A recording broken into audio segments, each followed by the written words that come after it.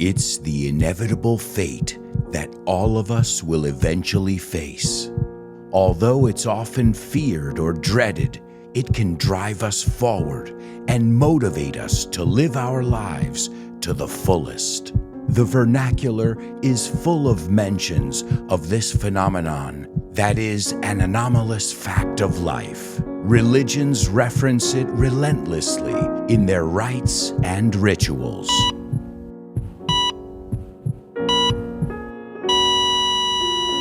We'll dig deep into death on this week's episode of FYI. Welcome to For Your Info. En inglés. You got it.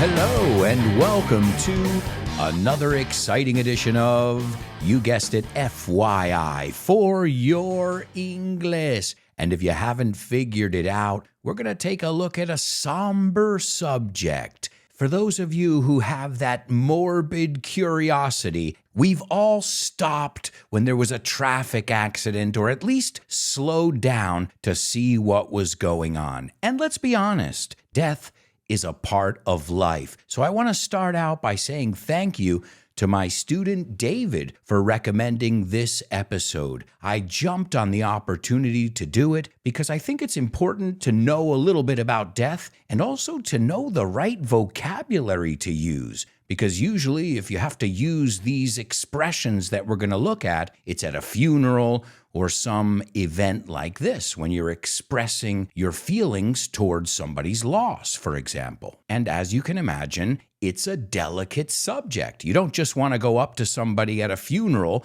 the widow, for example, and the widow is la viuda, and say, hey, I'm really sorry your husband kicked the bucket. Lo siento que la palmó. This is a delicate time. So we're going to take a look at all that and all these fun facts. So thank you to David for suggesting it. And while we're at it, I'm going to send a shout out to all my patrons. Now, who are my patrons? My patrons are my students who are with me every day, every week. And we have classes. If you're in our interstellar level, you get a monthly class with me, a monthly private class with me. And then every week, you get a review class where we take a look at the vocabulary in each episode. So I urge all of you, if you haven't discovered our curious community, go over to patreon.com/Alberto Alonso. And for as little as €3 a month, plus tax, you can have access to a bonus episode, worksheets, and so much more. Plus, you're part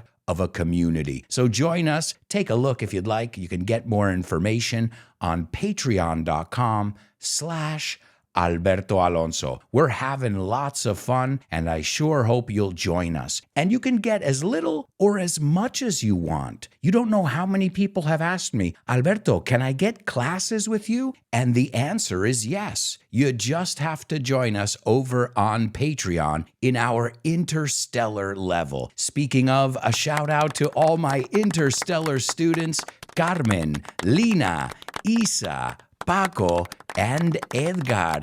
And don't forget about my super duper students, Javier, Paco, Roberto, David, who recommended the episode, Jose Maria, who was in our last episode on dancing, Mila, and Alex. If you want more information, go over to patreon.com/Alberto Alonso and join our curious community. Let's take a look at the intro to today's show because, as always, I like to put some verbs, some adjectives, as you say in Spanish, palabrones, million-dollar words. Words that make you sound eloquent. I started out by saying it's the inevitable fate. Esta es difícil, ¿eh? Inevitable, inevitable, se escribe igual. It's written exactly the same. It's the inevitable fate, destino, that all of us will eventually face, que a la larga la vamos a enfrentar. We will face it one day. eventually. We use this adverb a lot. Then I said, although it's often feared or dreaded, it's the same thing to fear something or to dread. I would say to dread sounds even stronger. I said it can also drive us forward, to propel us and motivate us to live our lives to the fullest. How many times have you heard of somebody who had a near-death experience and they approached their life in a totally different way once they survived it? Examples are people who have been in a coma or who, had very slim chances of surviving a disease and ended up fighting it and winning. And that's something we'll realize here in this episode. The human body is just an amazing machine. And who doesn't want to live their life to the fullest? Vivir la vida a tope. Then I said the vernacular is full of mentions. The vernacular is the modern day language, is full of mentions of this phenomenon that is an anomalous fact of life. And then I wrapped up the intro saying religions reference it relentlessly, sin parar, in their rites, sus ritos, and their rituals. And I want you to pronounce that word with me. No es ritual, ritual. So you notice there were two words in the intro that you would recognize in Spanish, but they're pronounced totally different. Let's say them together. Inevitable, rituals. Inevitable, rituals. Nice job. Well, are you ready to dig deep into death on this week's episode? And did you catch my pun there? To dig deep, cavar profundamente. All right, well, I don't want to make too many jokes. I mean, death is a serious subject. But remember, half of my teaching style is cracking jokes and laughing. So we'll try and treat it as serious as possible. Let's begin with a little definition of death. Well, wait. Before we get into the definition, let's clear something up. Death, la muerte. Die, morir. It's a verb. And dead is the adjective. So he's dead because he died. He was never afraid of death. Don't mix them up. They're different parts of speech, and I've heard students mix them up often. Now, there's my disclaimer. We can get into our definition. Death is the irreversible cessation. Cesar, sound familiar? The irreversible, también, son palabras que vienen del latín, of all biological functions that sustain an organism. For organisms with a brain, death can also be defined as the irreversible cessation of functioning of the whole brain, including the brainstem. And I remember something from anatomy class. If I'm not mistaken, the brainstem is called the medulla oblongata. The definition goes on to say, and brain death is sometimes used as a legal definition of death. The remains of a former organism normally begin to decompose shortly after death. And in the bonus part, we're going to take a look at what happens, the processes, and I'm just going to warn you now, I think it's going to be a bit graphic. But hey, I think, learning about the body, learning about life, death, and everything in between is so important. Just because it's an uncomfortable topic or an uncomfortable subject doesn't mean we should avoid it. I think we should talk about it even more. As of the early 21st century, 56 million people, obviously this is ballpark. A ballpark is an estimation. 56 million people die per year. Now let's see if you guys know the answer to this one. What is the most common reason, the most common cause of death? Did you guess? Did you say cardiovascular disease? Because if you said cardiovascular disease, you nailed it. But that's not the only one. I realized as I was researching this that there are so many different ways to die. Even death by vending machine. And in the United States, over 7,000 people a year are killed due to messy handwriting. Messy handwriting, or as we call it, chicken scratch.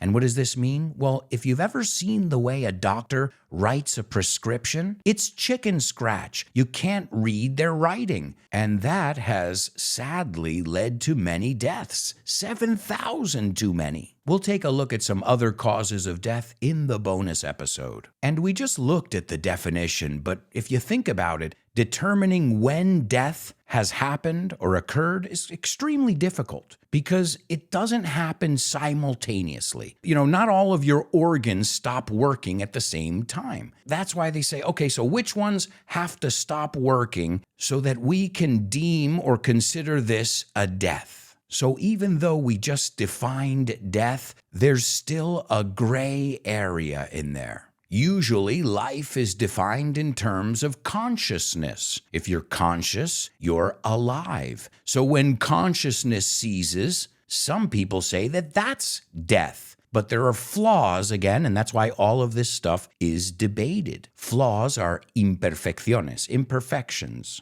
Because if you use that approach, that definition, there are many organisms that are alive, but probably not conscious. And this is where we get into this whole euthanasia debate. And we're not going to get into debates today. I just want to look at all the different aspects. Historically, they define death as the cessation of the heartbeat, cardiac arrest. So when your heart stops beating, you're dead.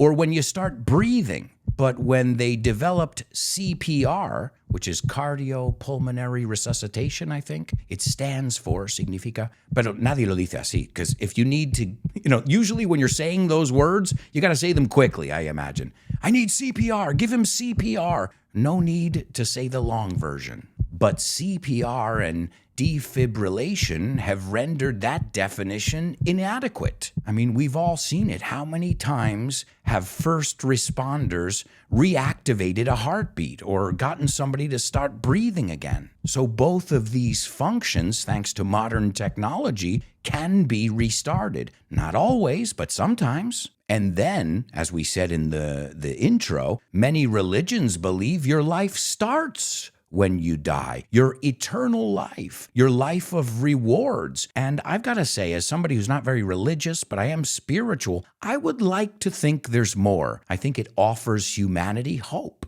And this is not just a Catholic or a Christian thing. Many religions and cultures have their ideas on the afterlife. Many of them say that you will be judged. You will face a judgment day. And if your good deeds outweigh your bad deeds, well then, in the case of Christianity, St. Peter will open the pearly gates of heaven.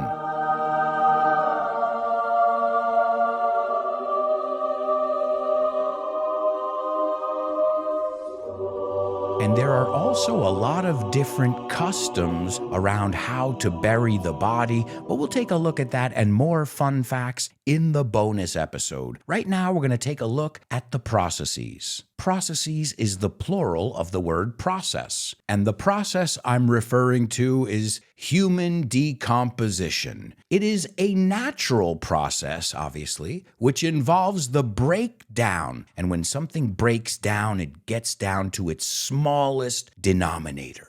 So it involves the breakdown of tissues, and the rate at which a human body decomposes varies, and that's due to several factors such as weather, temperature, moisture or humidity, pH and oxygen levels, cause of death, body position. I mean, there are a lot of different factors, but we're going to look at it in general. There are generally 4 stages of decomposition, and I found this information on a funeral director's website. So I imagine he knows what he's talking about. Also, as I always do when I'm researching for these episodes, I look at a lot of different websites just to get all kinds of contrasting opinions and just to get ideas too. The 4 stages are autolysis, bloat, active decay, and skeletonization. Now, I think the last one is pretty clear. That's when you're finally a skeleton, when your body turns into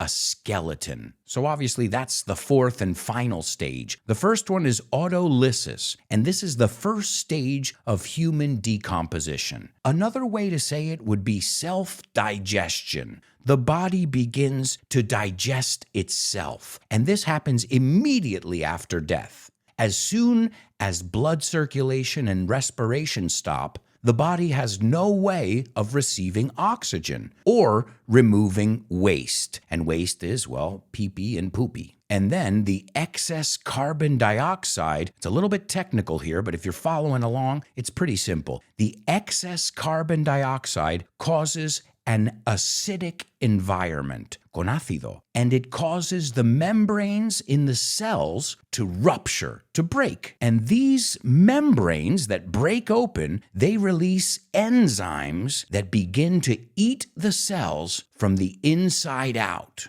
Is anybody hungry? I'm just kidding. All right, stage 2 of human decomposition is bloating. And this is a really good word to know as well. This word is a word that we use when you're hinchado. We don't only use it when you're dead. Oh man, I drank too much beer. I'm bloated. My wife tells me sometimes when she's on her period that she gets bloated, hinchado. And bloating of the body is when leaked enzymes, leaked es que se escapan, leaked enzymes from the first stage begin producing many gases. And due to these gases, ya hemos usado due to muchas veces, on account of these gases, the human body, are you ready for this? The human body can double in size, giving it a bloated look. And that's why this stage is called bloating. These compounds contain sulfur, and these are released by the bacteria, which is what causes the skin discoloration. Also, this is the stage where you'll start to see insect activity. Sounds like fun, huh? I told you this wasn't going to be an easy subject to tackle, but we're learning a lot of vocabulary. And by the way, if you can't keep up with all the vocabulary, consider becoming a patron. You'll have access to all of it in the PDFs. The third stage is active decay. Now, this is when fluids released through your orifices, ¿te suena? An orifice is a hole in your body. And this is when you can really start to see that active decay, as the stage is called. Organs, muscles, and skin become liquefied. When all of the body's soft tissue decomposes, the hair, the bones, the cartilage, the cadaver loses most of its mass during this stage, as you can imagine. And then the next stage, which I said is the final stage, skeletonization. I tried not to get too technical over there, but I tried to go over the basics. Let me sum it up in other ways as well. Again, I got all this information right from an undertaker's website. But wait, before I said funeral director, and then I said undertaker, like the wrestler. Well, both are correct. I think funeral director sounds nicer, a little bit nicer at least. And honestly, every time I think of the undertaker, I think of wrestling. And again, this timeline isn't all bodies. There are a lot of factors that go into play here. But in the first 24 to 72 hours after death, the internal organs begin to decompose. 3 to 5 days after death is when the body starts to bloat, as we said before. This is when blood and foam, a mixture of blood and foam, espuma, start coming out of your orifices, your mouth and your nostrils. Your nostrils are the holes in your mouth. Then, 8 to 10 days after death, the body starts to turn from green to red as the blood begins to decompose and the organs in the abdomen accumulate gas. Hey, that sounds like my life story.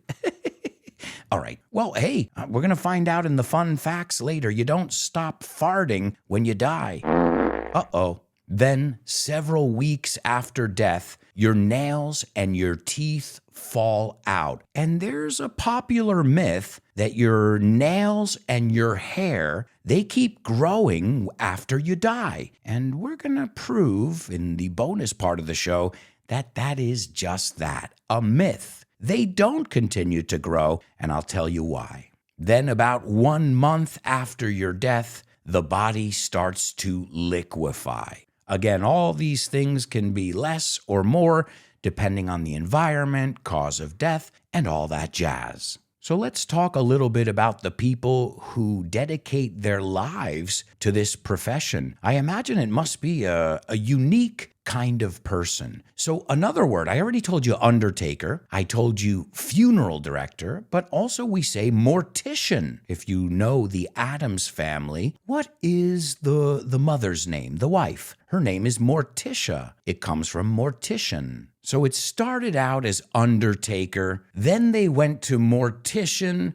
and now it's funeral director. I say it's the guy who deals with the dead bodies. And I got to be honest, we're laughing right now a little bit here, but that's a job I couldn't stomach. I don't think I could do it. I have a phobia of death, not dying, but dead bodies, coffins, ataúdes. I don't like things associated with death. Which is weird because I like Black Sabbath and dark metal, but when it comes to real death, I don't like it. And I always remember a quote that my mom would say to me when we had to go to a funeral. I remember we went to my great-grandmother's funeral, and I said, "Mom, I'm scared." And she said, "You shouldn't be scared of dead people. You should be scared of the people who are alive." And it made me chuckle, but I've got to be honest with you. I'm still afraid of corpses. I don't really want to touch them or be too near them. So what is the role of an undertaker, a mortician, or a funeral director? Well, depending on the family, they'll have to do different things. But in general, they're responsible for collecting the person who died, their body, obviously, from the home, the hospital, the hospice, paliativos. It's interesting, hospital, hospital, and hospice, donde vas a morir.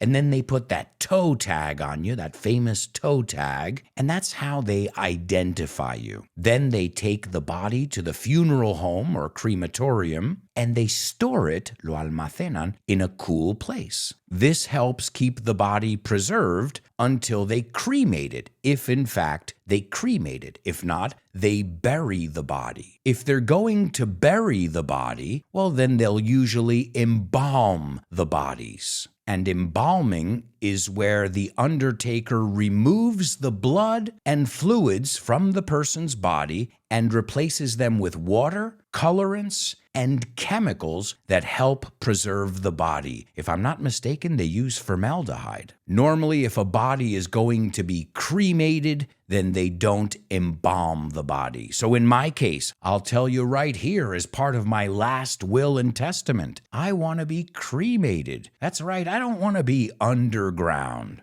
Or as we say, 6 feet under, which is also the name of a very popular show from back in the day. And we're going to take a look at why it's 6 feet and not 7 feet. I know you say a 2 metros bajo tierra, but we say 6 feet under. And if you choose to put the body on display so that the family can see the body, that's called an open casket funeral, abierto. Now, in that case, they embalm you, even if they're going to cremate you after, because people want to see you in good condition. They don't want to see you looking worse than you did. And that part is called the wake. I think you say velatorio, the wake. I think somebody was being funny there. Hey, did you hear about his uncle? He died, and now we're going to his wake. What?